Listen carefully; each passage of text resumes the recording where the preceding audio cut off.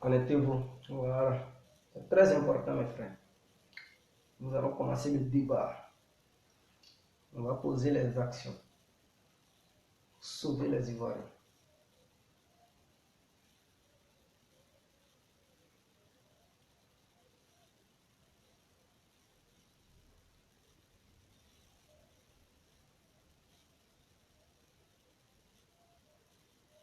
Connectez-vous.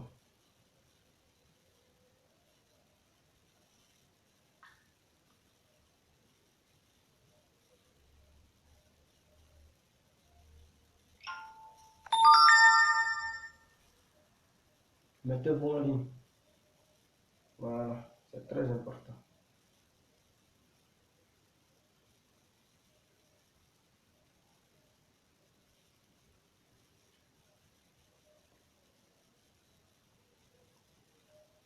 Connectez-vous.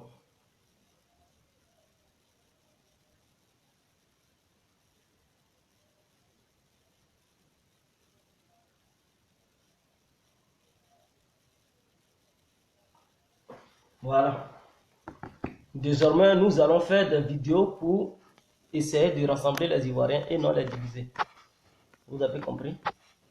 Donc, je vais vous expliquer la stratégie que les Ivoiriens doivent mener pour une Côte d'Ivoire unie et les prisonniers politiques qui seront libres. Voilà.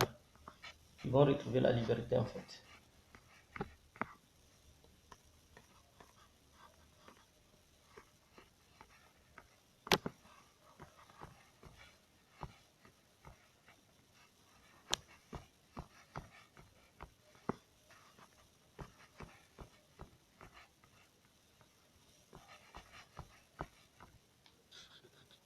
Ok.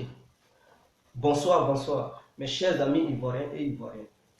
Ici, cette vidéo, c'est pour situer les choses, comment les Ivoiriens ils doivent faire pour s'unir.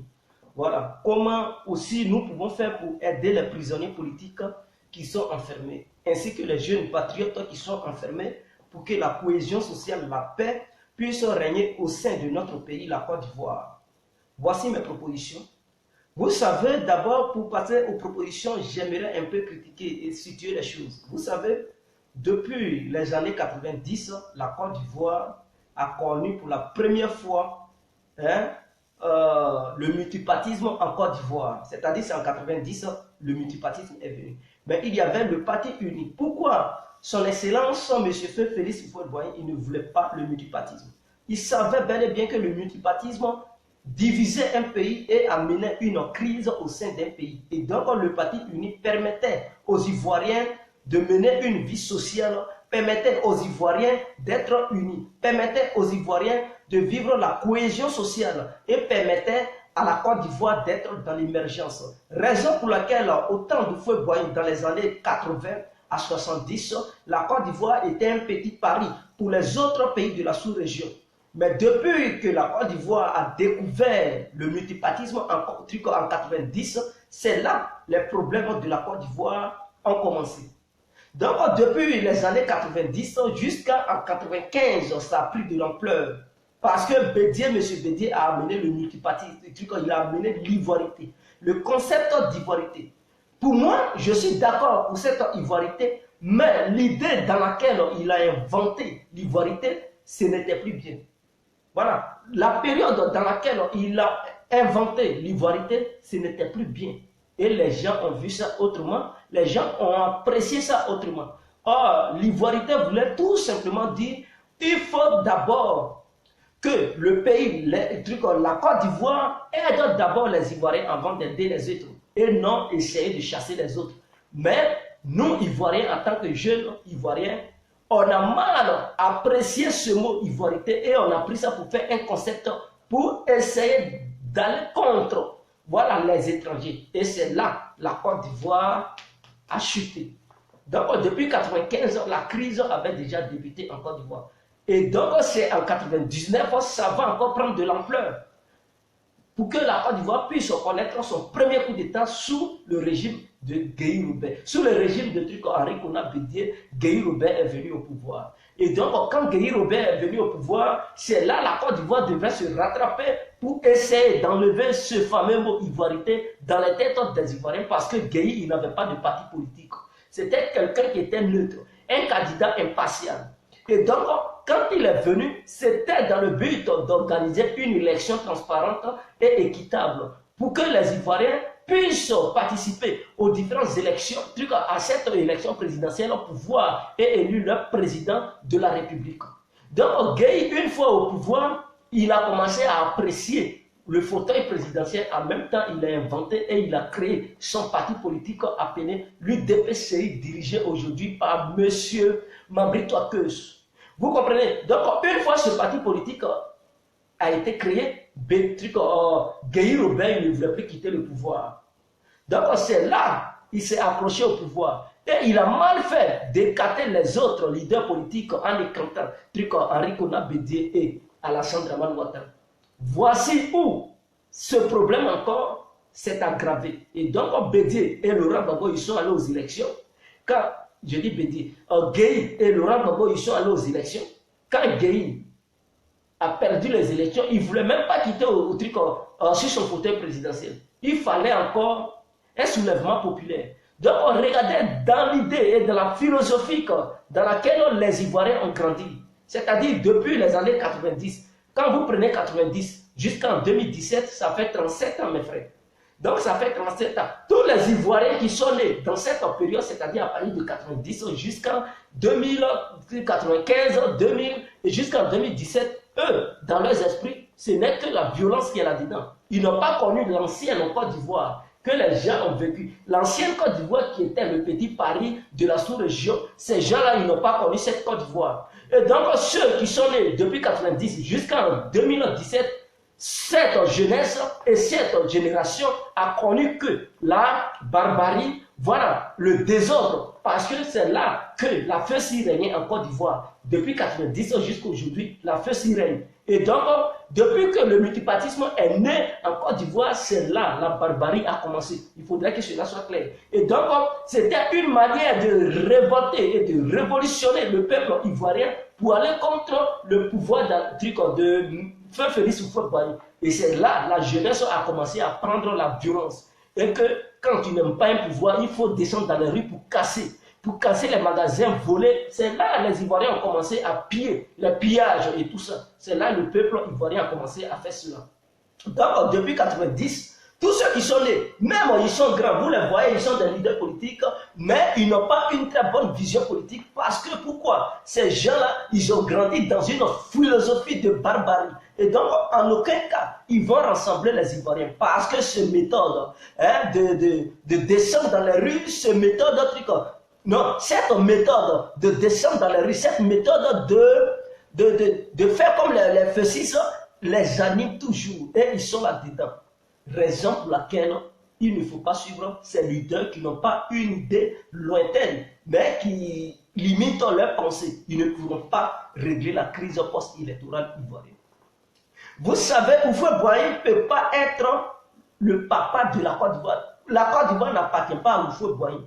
Houphouët-Boigny a été celui qui a négocié pour que la Côte d'Ivoire puisse avoir son indépendance. Mais la Côte d'Ivoire n'appartient pas à Félix Houphouët-Boigny. La Côte d'Ivoire n'appartient pas aussi à, comment il s'appelle, Henri Konan Bédié. La Côte d'Ivoire n'appartient non plus à son excellence M. Laurent Gbagbo. La Côte d'Ivoire n'appartient non plus à son excellence M. Alassane Ouattara. La Côte d'Ivoire n'appartenait pas d'ailleurs à M. Guéhi Robert. Donc la Côte d'Ivoire est un territoire bien défini et limité de tous les Ivoiriens, des citoyens ivoiriens vivant sur ce territoire. Donc la Côte d'Ivoire est notre héritage, alors la Côte d'Ivoire ne peut pas être l'héritage d'un seul individu pour que ce seul individu puisse prendre en otage ce beau pays appelé la Côte d'Ivoire. Donc c'est pour vous dire dans cette vidéo que nous ne sommes pas là pour nous entre-déchirer à cause d'un leader politique. Non mes frères, on doit s'unir. Et pour s'unir, il faut faire comment? Alors, quand tu es en palabre avec ton frère, c'est-à-dire quand deux frères ils sont en palabre, ils se bagarrent, un autre frère ne peut pas encore venir être en même temps le négociateur pendant qu'il est impliqué, c'est-à-dire les agonistes.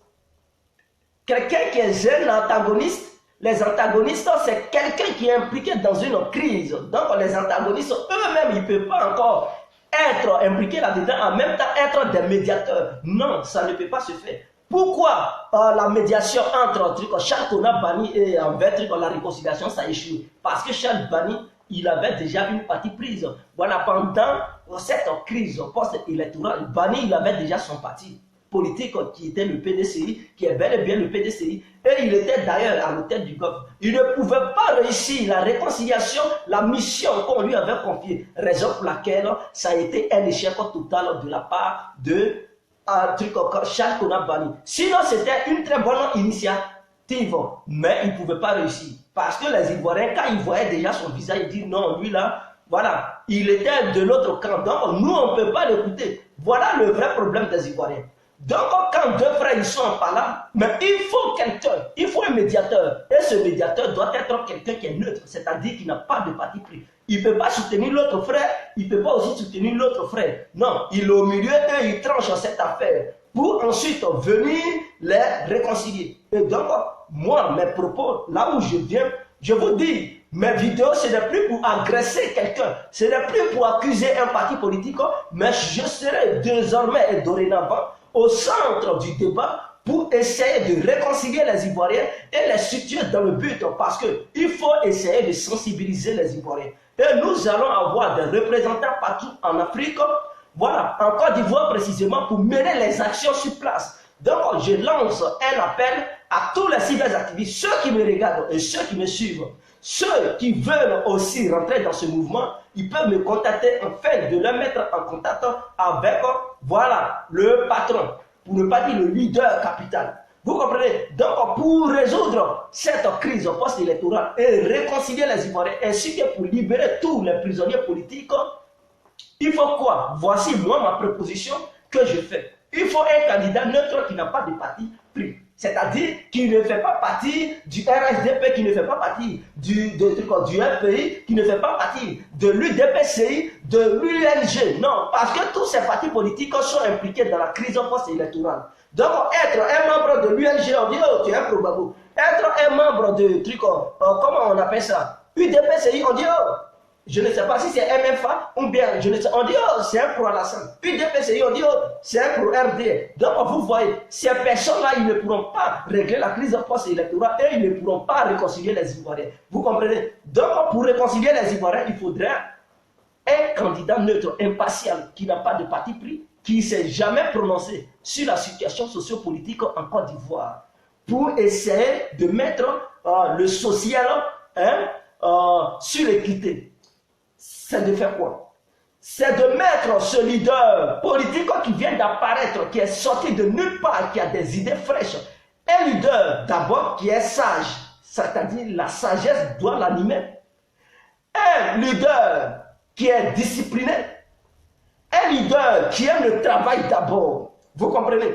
Qui aime l'union, l'amour de son pays, de sa propre patrie. Il doit aimer la Côte d'Ivoire, il doit aimer les Ivoiriens, il doit être animé par la sagesse. Voilà. Et il doit essayer de se mettre au centre du débat et essayer de faire la transition. Lui, il vient pour faire la transition, un an pour se maintenir au pouvoir. Il n'a que 5 ans pour réconcilier tous les Ivoiriens. Il n'a que les mêmes 5 ans pour libérer tous ceux qui sont en prison. Pour libérer aussi ceux qui sont dans les mains des Blancs. Vous comprenez? L'action se passe comment? C'est-à-dire toi, tu ne fais pas partie d'un parti politique. Tu viens au pouvoir. Les Ivoiriens, ils te font confiance. Tous les partis politiques, c'est-à-dire les partisans de tous les partis politiques, ils font confiance, ils te font confiance et ils te votent.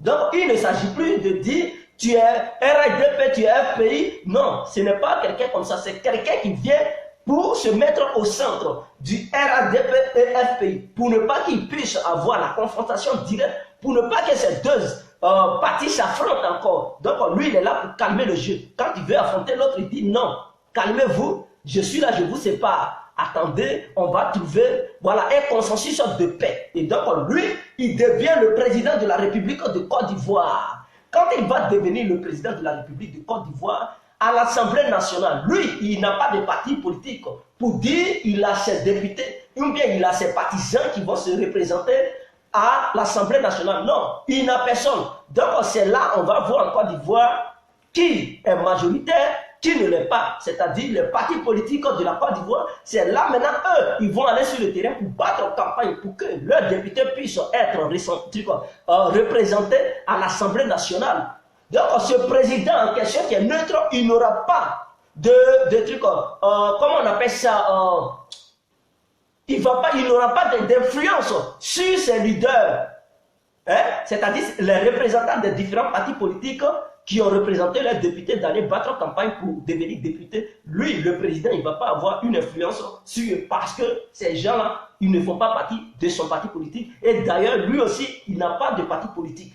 Donc, cet instant, en voyant ça, on va voir qui sera qui sera majoritaire au pays, quel parti politique qui a la masse, et même les trucs, comment on les appelle, les candidats neutres et tout ça, ils peuvent rentrer dans la course. Si tu as des bonnes idées et que tu as convaincu le peuple, mon frère, mais tu peux avoir une place à l'Assemblée nationale pour devenir un député. Vous comprenez? Et donc, aucune loi ne sera votée n'importe comment, parce que tous les députés qui sont là-bas, ce n'est pas le président de la République qui va les mettre, mais ces députés seront représentés selon leur parti politique. Donc, il y aura chaque parti politique, les députés de chaque parti politique, et donc, si jamais le président en place, il veut faire passer une loi, mais ces députés, ils doivent avoir leur voix, ils doivent accepter cette loi, ou non, ils laissent cette loi. Voilà comment ça va se passer. Donc, le président, il n'aura pas de pouvoir à l'Assemblée nationale. Non. Il ne peut pas avoir de pouvoir à l'Assemblée nationale. Le président, il est là, il fait son travail. Et donc, quand il va rester au milieu, il va faire un gouvernement d'union. C'est-à-dire quoi? Il prend certains leaders politiques des différents partis politiques de la Côte d'Ivoire qui étaient en confrontation, qui étaient en crise, il les prend. Voilà. Et il forme son gouvernement. Ainsi que d'autres personnes qui sont neutres, qui ne font pas partie d'un parti politique, il prend cela et il fait son gouvernement. Donc son gouvernement, c'est un gouvernement de travail. C'est-à-dire, si tu n'es pas discipliné, tu ne veux pas travailler, tu es corrompu, oui, la justice sera faite parce qu'il ne s'agit pas d'un ami, parce que tu n'es pas son ami. Vous n'avez pas formé un parti politique pour dire, comme c'est mon ami, s'il a volé, la justice ne va pas faire son travail. Non, il ne s'agit plus d'un ami quelconque, mais là, il s'agit des intérêts des Ivoiriens. Et donc, quand il te prend, alors, il faut travailler pour le peuple. Tu dois bel et bien travailler pour le peuple. Alors, mon frère, si tu ne veux pas travailler et que tu es un homme corrompu et que tu as volé le peuple, ton argent sera bloqué, ton compte est bloqué, la justice te poursuit, on te fout en prison. Comme ça, les autres, ils seront dressés et il n'y aura plus de corruption. Il faut former une police, une brigade anticorruption. Donc, ces policiers, il y aura des scientifiques, des comptables et tout ça. Voilà, pour calculer le terrain et pour contrôler les salariés. Qu'est-ce qu'il gagne chaque fin du mois? Qu'est-ce qui rentre dans son compte bancaire? S'il a d'autres affaires à faire, qu'il déclare ses affaires. Parce qu'il ne faudrait pas qu'il utilise le prétexte d'affaires pour voler le peuple. Donc, il faudrait, si tu as d'autres choses à faire, des business, il faut déclarer quel est ton revenu. Dans ces business, il faudrait qu'on sache tout. Le jour où on voit que non, il y a un surplus, alors mon frère, tu vas nous dire où est-ce que cet argent est quitté, et puis du coup, ça a augmenté. Voilà, tout ce que tu gagnes, tu dois déclarer ça à l'État ivoirien pour qu'on puisse savoir que non, tu n'es pas un corrompu. Parce qu'à la lutte où vont les choses, le monde évolue, et l'Afrique, les pays africains doivent se mettre au travail. Ils ne peuvent pas, les gens ils ne peuvent pas passer leur temps, voilà, à venir, à prendre le pouvoir et corrompre, être des grands corrupteurs. Non. Voler le peuple, s'accaparer des biens du peuple. Non, nous ne pouvons pas accepter cela. Donc, il nous faut un leader qui peut rassembler tous les Ivoiriens pour donner un exemple au monde entier pour que les gens ils puissent prendre cet exemple pour tricher sur ça. Vous comprenez? Maintenant, une fois au pouvoir, il va essayer de réunir et unir tous les partis politiques de la Côte d'Ivoire. Il va dire, bon, concernant nos prisonniers politiques, on fait comment? Parce que je vais venir sur l'affaire de Laurent Gbagbo et je vais vous expliquer tout de suite. Par rapport à nos prisonniers politiques, on fait comment? je veux qu'on les ramène en Côte d'Ivoire. Si la justice doit être faite, il faudrait qu'elle soit faite en Côte d'Ivoire. Et non à la haine. Vous comprenez? Donc, ce président, il va lancer une pétition. Mais la pétition, ce n'est pas dans le but d'aller dans la cour de chaque citoyen ivoirien ou bien passer partout en Afrique comme ils sont là, le truc qu'on a fait en ce moment. Non, ce n'est pas une pétition comme ça. C'est-à-dire, cette pétition a besoin de la signature, c'est-à-dire du courrier du président de la République qui sera un leader ou bien un président neutre. Ce président, il va faire un courrier et maintenant ce courrier a besoin de la signature ou bien des signatures de tous les partis politiques de la Côte d'Ivoire. Et donc les partis politiques de la Côte d'Ivoire, eux, ils représentent leurs partisans parce que chaque partisan, lui, le neutre, il représente la société civile.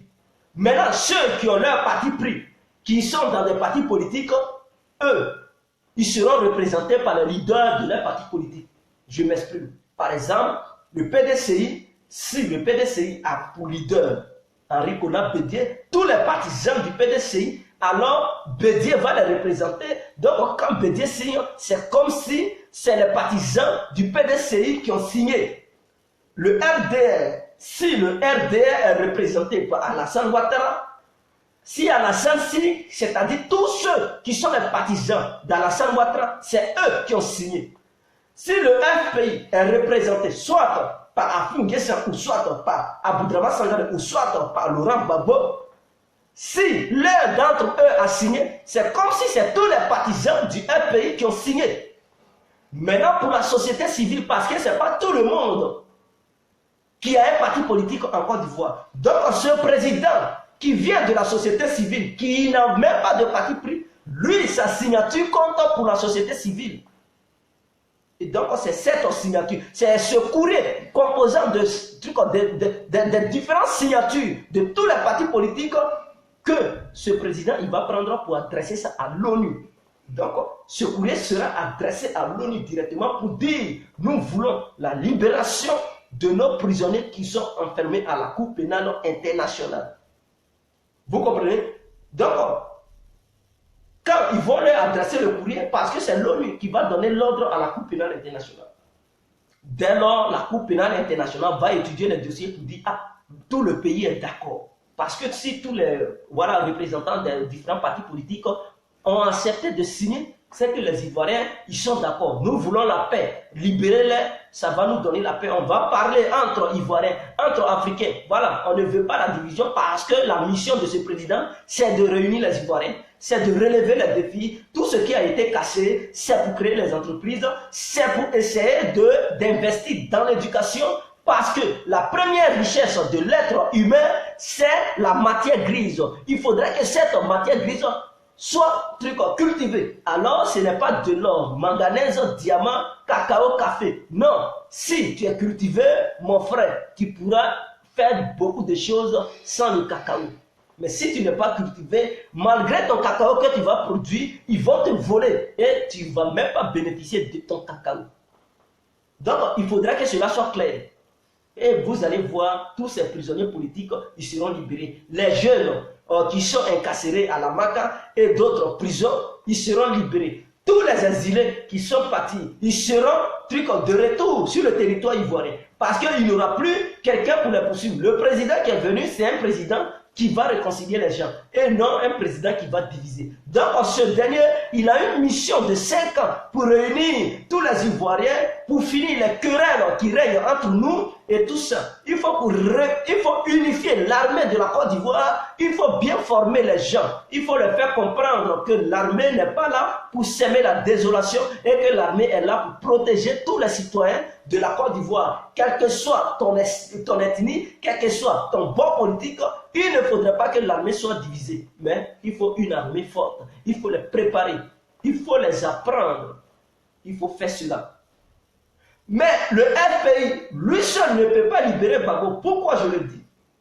Le FPI, lui seul, il ne pourra pas libérer Laurent Gbagbo. Et ce n'est pas le RHDP qui va aller libérer Gbagbo. Vous devez le savoir.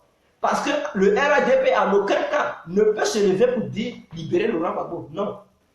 Le FPI aussi, aujourd'hui, ne peut pas dire on va faire une pétition pour aller libérer Laurent Gbagbo. C'est-à-dire, quelle que soit la masse de cette pétition que vous allez faire, même la pétition qui va sortir hors de la Côte d'Ivoire pour dire allez-y signer et que tous les Africains y signent pour dire libérer Laurent Gbagbo, ça ne peut rien aboutir. Parce que si le RHDP aussi, à son tour, fait une pétition nationale pour dire c'est pas les pays africains qui ont commis ces crises, cette barbarie, c'est pas les pays africains qui ont subi la torture, mais ce sont les Ivoiriens qui ont subi la torture. Et que les Ivoiriens, ils veulent la justice. Donc l'opposition directement aussi fait une pétition pour adresser le courrier à l'ONU, pour dire, voilà, les familles des victimes veulent la justice. Et donc il ne faut pas prendre en compte, voilà, la pétition de l'opposition. Parce que nous voulons une justice. Alors, dès lors, l'ONU va rejeter la pétition, c'est-à-dire la feuille de l'opposition qui a adressé un courrier à l'ONU pour dire qu'il faut libérer leur leader. Vous comprenez? Et donc, dès lors, il y a déjà deux choses qui s'opposent, c'est-à-dire ceux qui ont convoqué Laurent Gbagbo et Bleu Bouddha, eux, ils font une pétition pour dire qu'ils veulent la justice. L'autre dit une pétition, on veut la libération. Ils vont dire non. Tous les Ivoiriens, il y a d'autres qui réclament justice, donc on va les juger. Vous comprenez où je veux en venir? Or, si ce candidat neutre vient, il va les convaincre, il va convaincre tous les partis politiques pour dire, pour la réconciliation, il faudrait qu'il soit libéré. C'est lui sa mission. Il va convaincre l'opposition. Et l'opposition va convaincre leurs partisans pour dire laissez ça pour la paix. Parce que ceux qui sont morts, ils ne pourront plus revenir. Gbagbo ne peut pas relever les morts. Alassane ne peut pas réveiller les morts. Bédier ne peut pas réveiller les morts. Ils sont morts. Mes frères, on doit comprendre cela. Ils sont déjà morts. On doit comprendre cela. Il y a eu la crise en Côte d'Ivoire. Nous devons comprendre cela. On ne peut pas encore mettre le couteau dans la plaie à chaque moment pour dire justice. Non, il faut laisser tomber progression. Mais il faut savoir demander pardon aux familles des victimes. Il faut savoir leur essuyer les larmes aux familles des victimes. C'est ce que nous devrons faire. Et mettre une organisation en place pour recenser tous ceux qui ont perdu un être cher en Côte d'Ivoire pour essayer de connaître, voilà, les différentes familles qui ont perdu des gens en Côte d'Ivoire et essayer de les indemniser, leur donner quelque chose pour qu'ils essuient leurs larmes et laisser la justice, ainsi que Bleu Bouddha et Laurent Gbagbo seront libérés. Donc voici la philosophie dans laquelle je suis, raison pour laquelle je développe ma vidéo là-dedans. Donc, mes chers frères ivoiriens, vous qui êtes pro-Gbagbo, vous qui êtes pro-Alassane Ouattara, vous qui êtes pro-Bédier, je vous demande de laisser votre philosophie que vous avez en vous. Côte d'Ivoire n'appartient pas à Laurent Gbagbo. Côte d'Ivoire n'appartient pas à Alassane. La Côte d'Ivoire n'appartient pas à Bédier. La Côte d'Ivoire appartient à tous les Ivoiriens. Ce n'est pas à cause de ces leaders que nous devons nous entretuer, mais on veut la paix de ces leaders. Nous ne voulons pas la mort de ces leaders. Nous ne voulons pas voir ces leaders être en prison. Nous voulons voir la Côte d'Ivoire et les Ivoiriens unis. Nous voulons voir une émergence à double vitesse incroyable. Nous ne voulons pas voir une Côte d'Ivoire freinée. Nous voulons voir une Côte d'Ivoire être sur la scène de la compétition mondiale. Et non une Côte d'Ivoire qui est en arrière, comme aux années 40. Non, on veut voir une Côte d'Ivoire émergente. Raison pour laquelle je suis dans cette philosophie et je demande à tous ceux qui sont pour mes idées parce que j'ai changé. Je suis gay complet, j'ai changé. Vous ne verrez plus le complet d'avant qui faisait des vidéos pour attaquer des partis politiques, pour attaquer les leaders. Même ce que j'avais fait avant, si c'était la vérité, mais c'est aussi avéré. Ce que j'ai dit, mes vidéos précédentes, c'était la vérité, mais je laisse ça parce qu'en voulant dire la vérité, ça blesse les cœurs. Et donc, il faut laisser ce qui est la vérité, il faut laisser tout ce qui va blesser les cœurs et essayer de situer le débat, être au centre, voilà, de cette affaire. Être au centre de cette affaire pour réconcilier tous les Ivoiriens. Il ne faut pas diviser dorénavant les Ivoiriens. Il faut les réconcilier parce que les Ivoiriens ont besoin de ça. Et cette réconciliation sera faite par un candidat neutre, par un leader neutre, et non un leader qui vient du FPI, un leader qui vient du PDCI, un leader qui vient du RDR. Non, Ils ne pourront pas jamais réconcilier les Ivoiriens parce que nous avons vu, vous voyez le RHDP. Et le RHDP ne peut pas réconcilier les Ivoiriens aujourd'hui. Qui dit RHDP du PDC ne peut pas réconcilier les Ivoiriens. Le RHDP. Le RPI aussi ne peut pas réconcilier les Ivoiriens. Parce que le RPI est dans une logique de se venger. Vous comprenez? Donc si on vient au pouvoir, on va aussi faire la justice.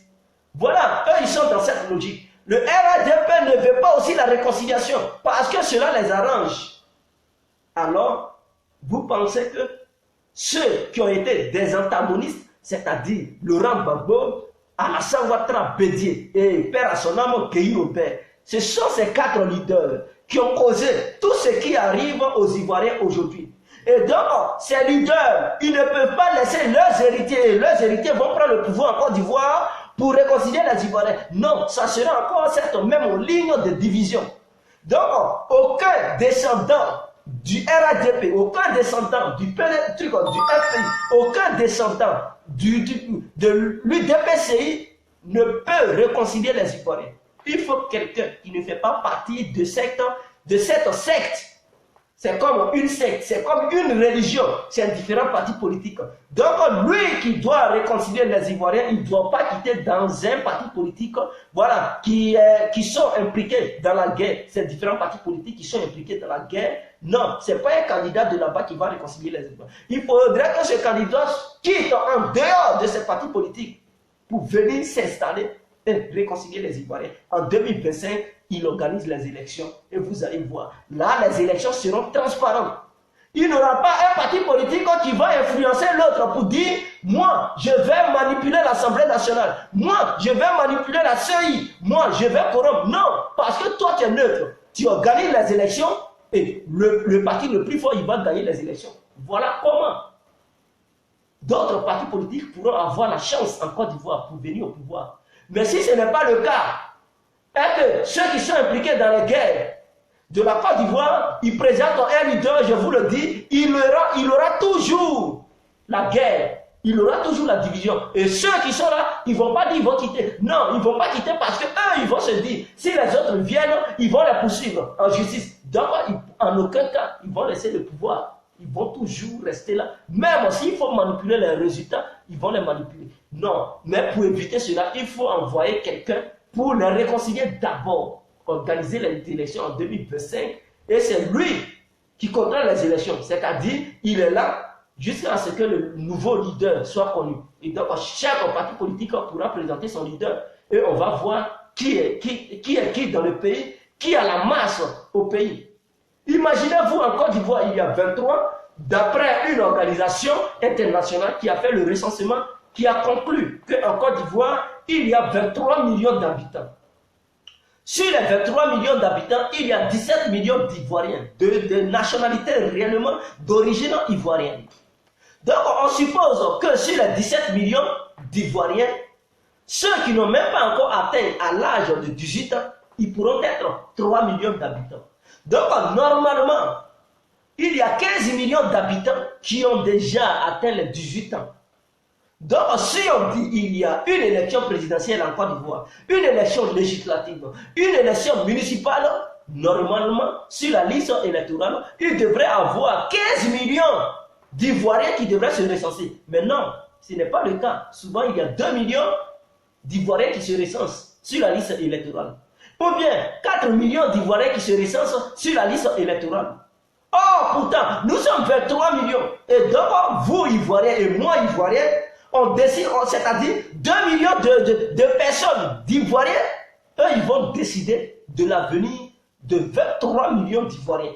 Ça veut dire quoi, tout simplement? Si 2 millions de personnes ils se recensent sur la liste électorale, ou bien 4 millions d'Ivoiriens, ils se recensent sur la liste électorale. Imaginons, ce sont eux qui vont aller dans les urnes pour décider du sort du reste des Ivoiriens. Si tu ne veux pas, tu veux, c'est eux qui vont choisir. Ils font selon leur choix. Or, pourtant, toi, si tu partais, tu votais, peut-être tu n'allais même pas avoir le même choix que l'autre. Mais non, c'est les autres, les 4 millions là, qui vont dire on veut ce président là. C'est eux qui vont t'imposer le président parce que toi, tu ne t'es pas fait enrôler. Tu n'as pas eu la carte électorale, toi, tu n'as pas eu de carte d'identité. Tu n'as pas pu mettre tes pieds dans les urnes pour aller voter. Tu ne connais pas tes devoirs en tant que citoyen. Raison pour laquelle, mon frère ou ma soeur, tu restes à la maison en train de boire la bière, en train de manger foutou, en train de manger foufou ou bien riz couché, ou bien sauce ou graine, en train de danser bébé ou bien Arafat Digue, en train de danser samba, en train de je ne sais pas. Tout ce que les Ivoiriens ils savent faire en Côte d'Ivoire, ils sont en train de faire cela. Oh, on parle de leur sort, leur avenir, l'avenir de leurs enfants. Allez-y choisir votre candidat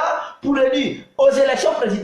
Lui qui va vous diriger, lui qui va faire la diplomatie pour l'avenir de ton propre avenir, de l'avenir de vos enfants. Non, vous préférez rester à la maison. Vous préférez aller assister à des meetings. Mais non, vous ne voulez pas aller dans les urnes. D'autres, quand on leur demande d'aller voter, non, non, non, je ne fais pas la politique, je m'en fous de la politique. Non, mon frère ou ma soeur, tu t'en fous de la politique. Pour ça, tu dis tu ne veux pas voter. Mais lui qui va aller voter pour toi, c'est-à-dire lui qui va aller voter, est-ce que lui, le candidat qui va choisir, c'était le candidat de ton choix? Non, il n'était pas le candidat de ton choix. Mais puisque tu ne veux pas aller voter, c'est lui qui va t'imposer un candidat, c'est lui qui va t'imposer un leader. Et une fois ce leader imposé, tu vas encore contester, non, je ne veux pas, je ne veux pas, je ne veux pas. Mais pourquoi tu ne veux pas? Parce que toi, tu as été naïf. Toi, tu as été timide, tu as préféré rester dans ta maison, tu as préféré rester dans ton salon que d'aller voter. Vous comprenez? Donc, chers Ivoiriens, en Côte d'Ivoire, il y a bel et bien 23 millions d'habitants, y compris les étrangers et les Ivoiriens. Selon les rapports des organisations internationales, on conclut qu'en Côte d'Ivoire, il y a 23 millions d'habitants. Et sur les 23 millions d'habitants, il y aurait 17 millions d'Ivoiriens. Et sur les 17 millions d'Ivoiriens, ceux qui ont l'habilité d'aller dans les urnes, c'est-à-dire ceux qui sont déjà majeurs à l'âge de 18 ans, ils sont 15 millions. Et donc, il y a au moins 2 millions qui sont des mineurs qui ne peuvent pas voter, c'est-à-dire à partir de 15 ans, 1 an, 8 ans et tout ça, 10 ans. Voilà. Donc, eux, ils ne peuvent pas aller dans les urnes pour voter. Mais pourquoi je ne comprends pas pourquoi, y compris la diaspora entière, même la Côte d'Ivoire, quand on dit les Ivoiriens, ils n'ont qu'à aller voter. Sur la liste électorale, on voit au moins 2 millions d'Ivoiriens, 4 millions d'Ivoiriens. Et le reste des Ivoiriens, ils sont où? Est-ce qu'ils sont morts? Non, ils sont vivants. Mais ils sont où? Pourquoi ils ne vont pas se faire enrôler? Pourquoi ils ne vont pas voter pour élire leur président? Non, ils ne veulent pas.